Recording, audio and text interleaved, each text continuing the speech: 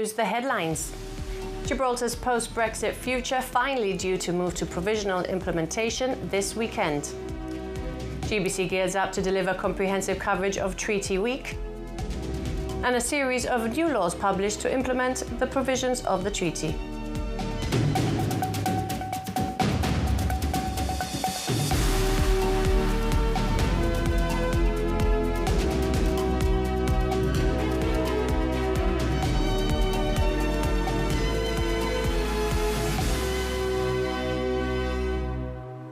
Good evening. Gibraltar's post-Brexit future is finally due to move to provisional implementation this week.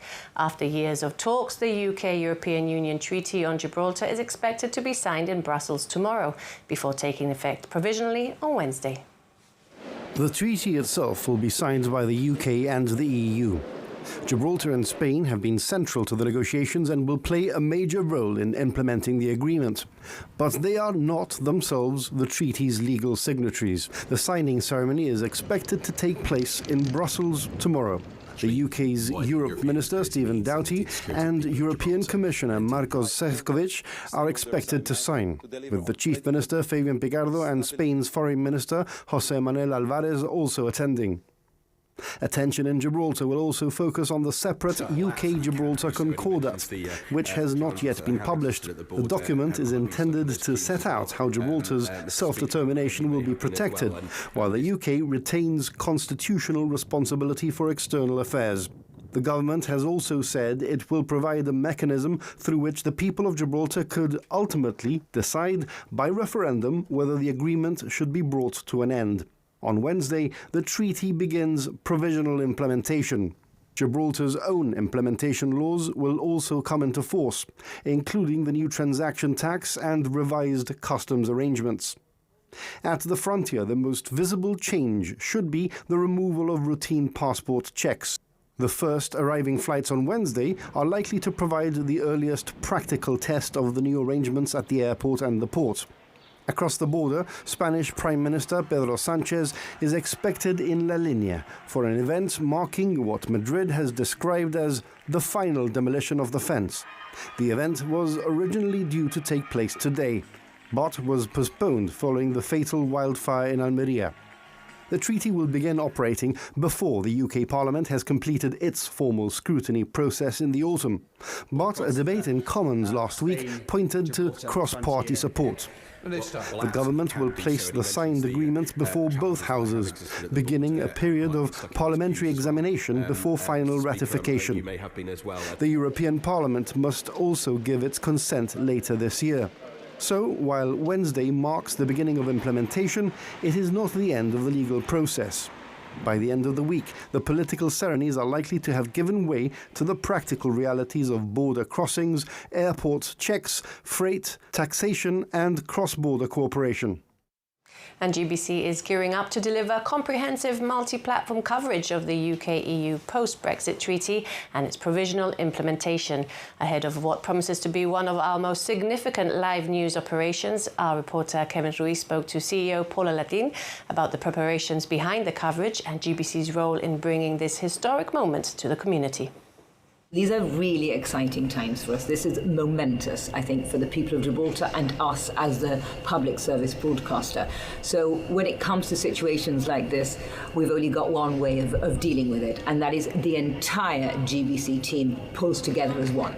And by entire GBC team, I mean every single department pulls together as one. We multitask at a level of which you'd expect for something like Open Day. We need to be there to support our news team, to support our reporters, to support our news cameras, and everybody pulls in and does what they need to do, really. It's going to be live coverage, many hours. It's when linear television perhaps maintains its relevance. Tell us about that live coverage. Well, we have live coverage planned as from tomorrow morning early. For the first time ever, the breakfast show is going to be pictured. So we'll be bringing live pictures of the flight as it leaves to Brussels on Tuesday morning. And we'll have a reporter there as well. So that's happening on Tuesday and Wednesday. On Wednesday, they'll be there proving us live pictures as people come in and commute and start daily life with an open border. Then on Tuesday we'll be keeping up to date online. I think the news team are doing that excellently, and they'll be continuing to do that. We've got extra teams from other departments aiding them with that. We'll have a live Gibraltar today as usual, but with feeds coming in from Brussels, bringing us all the latest news as it happens. And then we have some news specials happening on Tuesday night. So we have a news special starting as from 7:30. At 7 o'clock, I want people to remember that our lottery will come to you live, but at the earlier time of 7 o'clock. And at 7:30 on Tuesday evening, we'll start with a special news, which will run till about 9 o'clock. We have crews in Spain. We're going to have crews in Gibraltar at the border, at the airport, watching as that flight comes in with all the latest information from Brussels. And then we'll be taking a break, but it will be a treaty-centric break. So all our programming on Tuesday night is dedicated to the treaty, to our history with the border, our complex relationship with the border and the frontier, and how that has impacted people's lives. So we have some historical programs. We have programs called Te Acuerdas, Yo Me Acuerdo, where people are sharing their nostalgic moments, the hardships they've experienced, but also some of the positive sides that have come from that. So that is taking over Tuesday night. And we have another opt-in to news at 10 o'clock. And then at 11 o'clock, we'll be starting our really special treaty coverage and our border coverage, running through past midnight, when we expect the treaty to be implemented, straight till 1 o'clock in the morning. So we urge everybody to tune in to GBC, watch us. We'll be on our TV, we'll be online too, and on radio. As we count down to changes at the frontier, our reporter Claire Hernandez wanted to find out how you think implementation could affect you in the next few days. It's treaty implementation week, with changes happening at the frontier scheduled for Wednesday morning. We came to Main Street to ask you about your concerns. Will it change your day-to-day life? Well, no, I think I'm in uni now, so I'm not really in the day-to-day life, but I think security is a big one. Okay, what's the scene going to be? How's day-to-day life? The safety. That Gib has always been very safe. We we know each other. We can go out any hours of the night. So I think that will change, but I hope for the best and pray que todo va bien.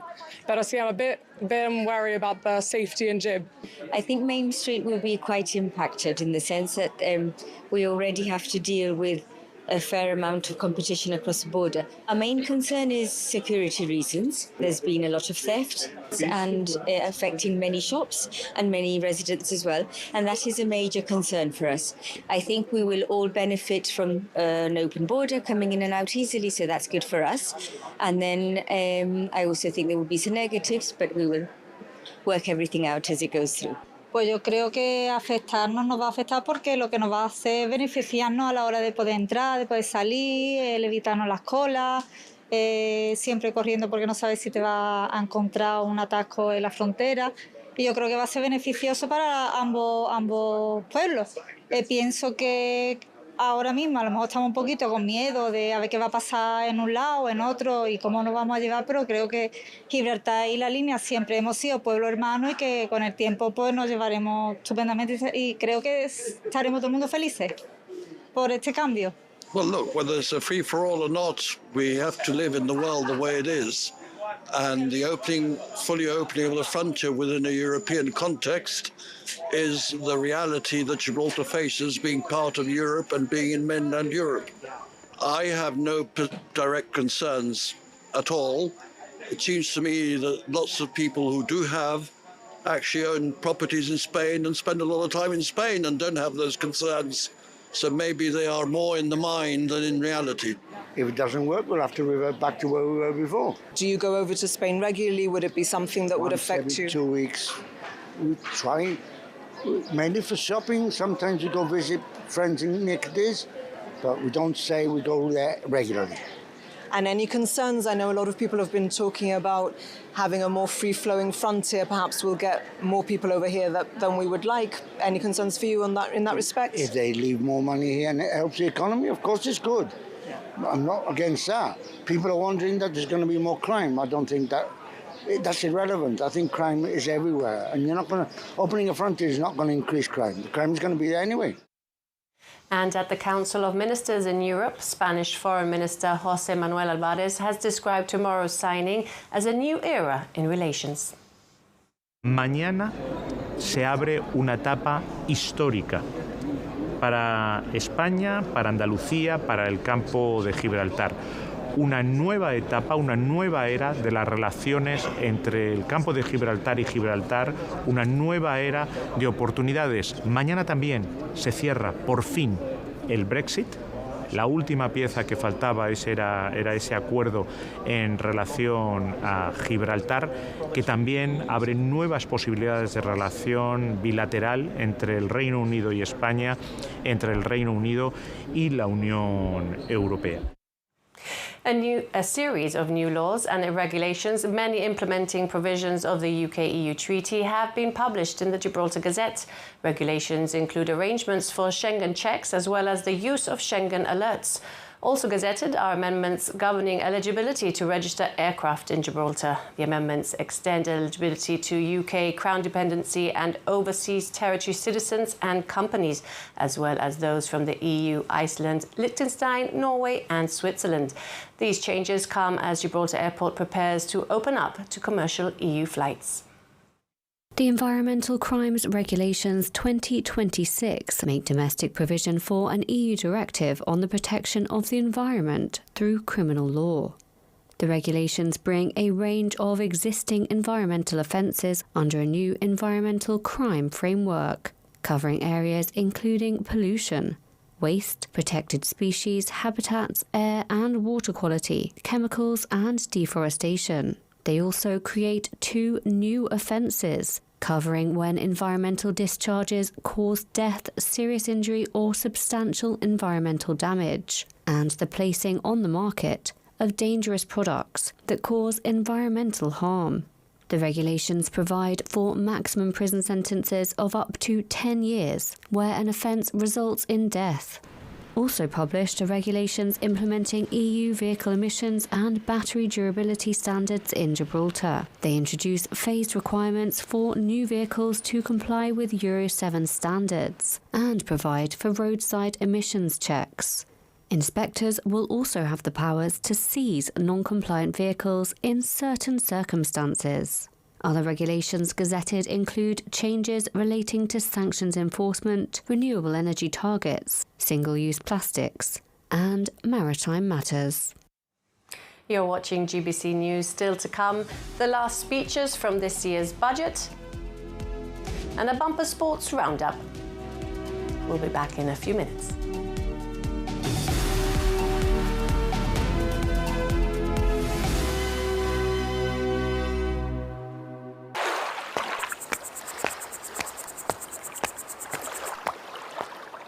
The moments that matter don't wait for Wi-Fi.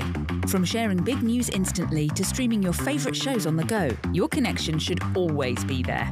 That's why we've made our pay monthly plans bigger, giving you more data at the same price, so nothing gets in the way of staying close to what matters most.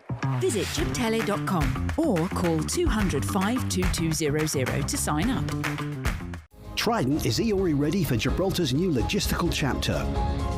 As customs-approved transport and clearance agents with proven experience, trust Trident to keep your goods moving. Providing door-to-door transport, temperature-controlled services, warehousing, and customs clearances. Trust the experts, delivering since 1989.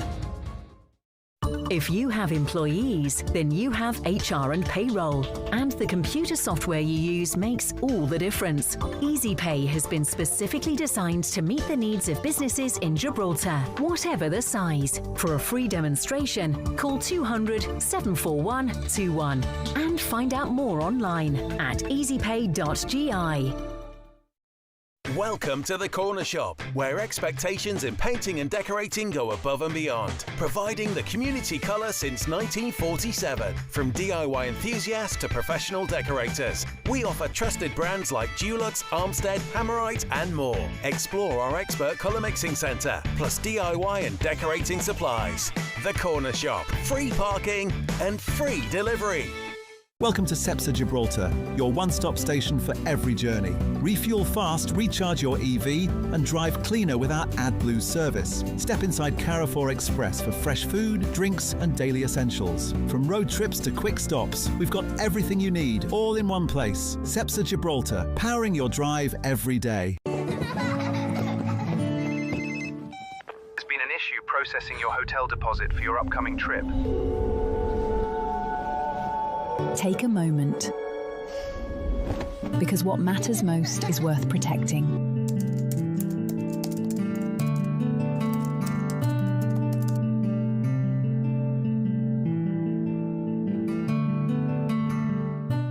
Our world runs on momentum.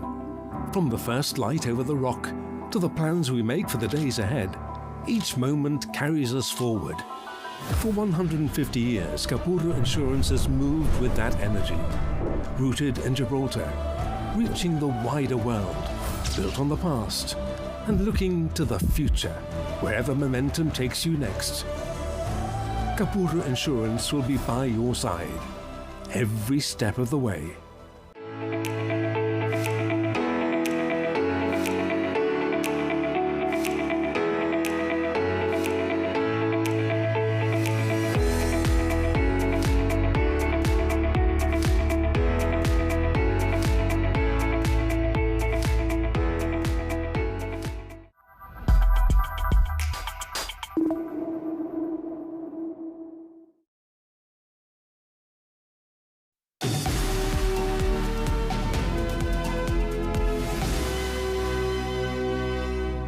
Welcome back. The Minister for Housing says the government is receiving more applications for housing than it is giving out, describing it as like being in a boat with a hole at the bottom.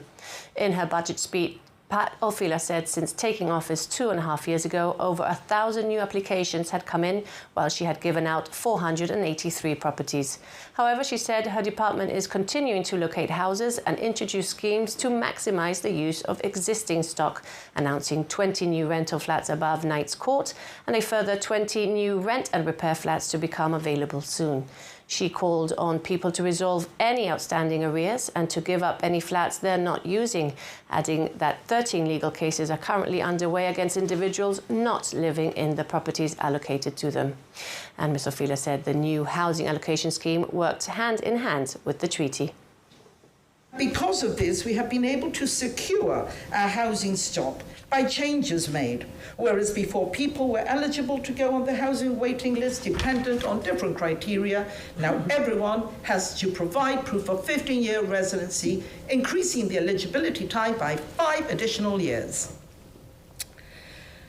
They will have to earn their right, if they want to go on the housing waiting list, by proving that they are resident in Gibraltar and that they are genuine, by demonstrating that they have lived, worked and contributed to our economy, either by social insurance tax or proving that they have been living here for 15 years. This has been very welcome, Madam Speaker, because this protects our housing stock for our people. On her University of Gibraltar portfolio, Ms. Orfila said there was a completion rate of 96%, adding 90% of graduates were in employment or further studies within months of graduation. She added that in the past year, over 30 local businesses had supported student placements. Meanwhile, in his budget speech, the Shadow Minister for Education called for the government to listen to feedback from education professionals. Edwin Reyes cited the sudden change in the academic calendar this year and said clearer and better communication with stakeholders was needed. He also called for the establishment of a technical college to allow for the development and resourcing of vocational pathways in a clearer, more structured and better targeted way. We believe there should be a solid commitment to providing a greater range of training opportunities, as Gibraltar should be ready for anything which the future may throw upon us. And this includes having the necessary craftsmen and technicians properly trained and qualified in advanced skills for any eventuality. And we all wait to see what happens after Wednesday. We envisage being able to accommodate this within a skills and technology college, a 21st century version of what we all knew as the old technical college. We should cater for internationally recognized and accredited training courses in traditional technical skills, as well as modern digital skills and technology. Parliament has now been adjourned until Thursday morning at 10. The Fine Arts Gallery was the location of a number of art workshops this weekend, run by young artists and animators Asta Asopardi and Noor Kamis. Killing Time offered anyone who could pick up a pencil the opportunity to take part and learn the basics. Asta Asopardi is a local animator whose work is becoming well known. Its use of bright colours and depiction of bubbly, vibrant characters is definitely a giveaway. She's joined up with Noor Kamis, an animation director and artist from Ecuador, whose works at the gallery draw from intuition and folklore. I spoke to both before their Killing Time workshops. They're really an opportunity for people who feel like they don't have a hobby, who feel like they don't have any artistic talent, to show them that it's very much more approachable than they believe. And I just want them to have fun and to, explore creativity that they think they might not have. I'm going to be leading the character design workshop, and it's really based for people that think they cannot even draw a stick man, and I want to show them that they can, and it's more approachable than they think. And I've been doing a lot of work that you can see here in the gallery, and it's more about using simple shapes and just getting to be confident with a pen. And we have another workshop called Intro to Stop Motion Animation, and you may think that you need a big setup to start animation, or especially stop motion animation, but there are tons of free apps and softwares that you can use on your phone. So we want to have fun, bring some clay, make some characters move, and make a mini movie and show you that you can do what we do, but at home and on your own time. Asta, tell us a bit about what you've got on display here. I've got some of my speed drawings that I do on Instagram, but a lot of other things that I've been doing, working with character design and developing my style, like in my masters and throughout the last year. And Noor, can you tell us about what you've got on display? So after completing my film and my master's, I wanted to do something with less movement, a little more still, something that required a little bit more patience. So I've collected my paintings from the last year, and so this wall represents that whole work. Over to sport now. Hockey and beach volleyball return home with medals, and Gibraltar's national cricket side continue their qualifiers. But first, professional boxing returned to the Rock for the first time in over a year. Here's Jose Mari Ruiz with the latest.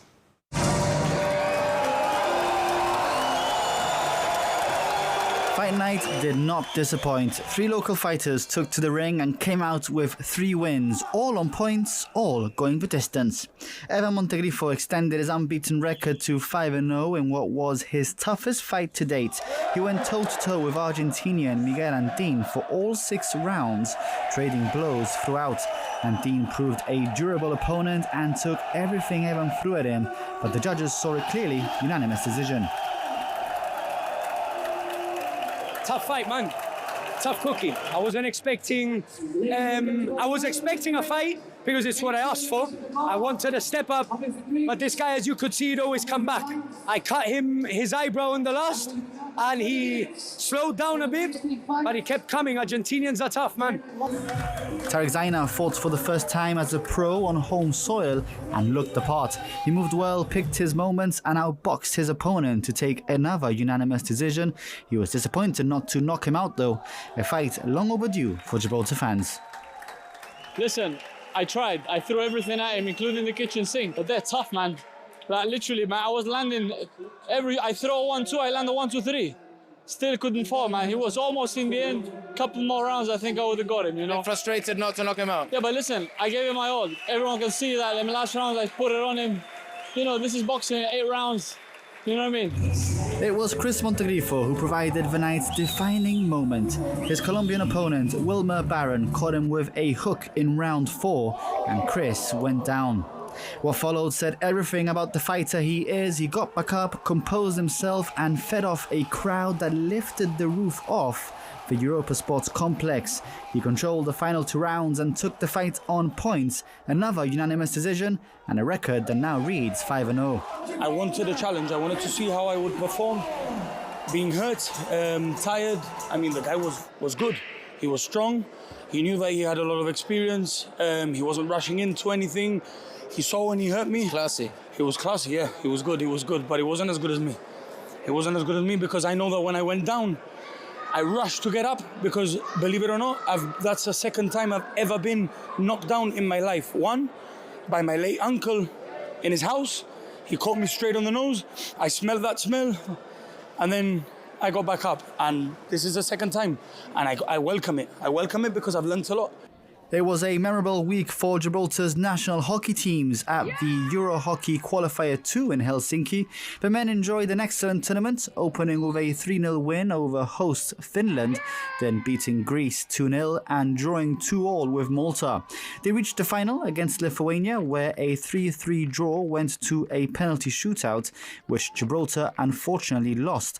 But the silver medal secured promotion to Challenge 2 next season. The women began with a 1-0 win over Hungary. A defeat to Luxembourg followed before a superb response in the bronze medal match, beating Finland 6-0 to secure 3rd place.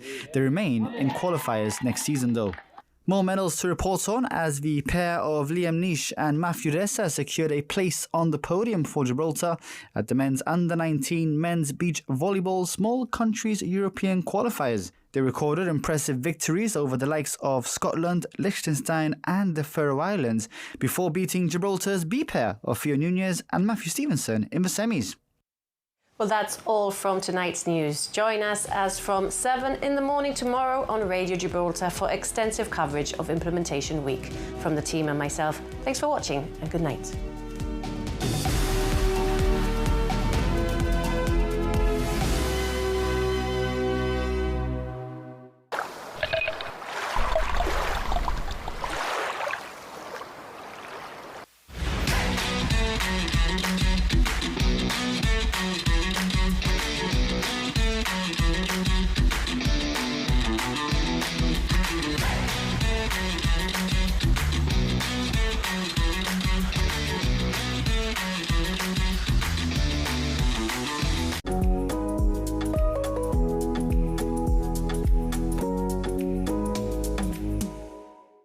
Good evening. It is going to be a hot week. A yellow heat wave alert is in place already. That becomes amber from Wednesday. Temperature expected to get over 35 degrees Celsius. Here's the bigger picture across Europe. High pressure dominating across the UK. Low pressure sitting just off the coast of northwest Spain, bringing the odd shower here. And also we'll see some heavy thundery showers likely to be generated over central parts of France, drifting slowly northwards overnight. Most of the Mediterranean has been dry and clear, northerly breeze across Greece. As for us, we'll see the westerly breezes picking up as we go through Tuesday, with that high pressure generally keeping things dry and sunny. And as I said, we are going to see the temperatures rising steadily over the next few days. Maybe a little bit of cirrus drifting in late in the day, so some high cloud making the sunshine a little hazy. That breeze will be picking up, getting a little gustier come evening time. Peak temperature probably 32 degrees Celsius. We will see those temperatures climbing through the rest of this week. So lots of sunshine, as I said, the breeze picking up, strong sunshine as well. UV levels will be very high, and it's a similar story on Wednesday, maybe a bit of high cloud around, but temperatures by now 34, perhaps even 35 degrees Celsius, hence that amber heat wave alert that is in place through the rest of the working week and may well be extended into the weekend, because the sun is going to continue to shine and the temperatures will continue in the mid-30s.